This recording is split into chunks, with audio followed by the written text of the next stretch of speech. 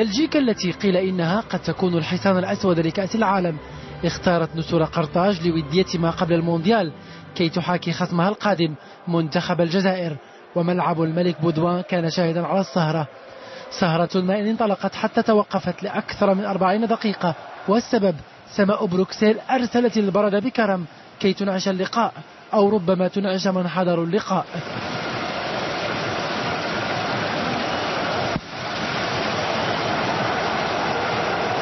توقف زاد من حرارة المباراة، وديفوغ أوريجي فعل كل شيء بهذه الكرة إلا التسجيل، وشوط أول انتهى كما بدأ. شوط المباراة الثاني انطلق على وقع طرد الحكم للمهاجم عصام جمعة.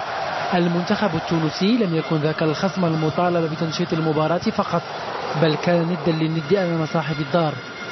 رد بلجيكا جاء من كرة ثابتة وصاروخية جان فيرتوغن كادت أن تستقر في الشباك، وبعد أن اعتقد الجميع أن اللقاء ذاهب للتعادل توغل درايس مارتينيز ووقع هدف الانتصار لبلجيكا. فوز صغير لكنه معنوي قبل خوض بطولة اشتاق لها كثيرا جمهور بلجيكا ولعدة سنوات.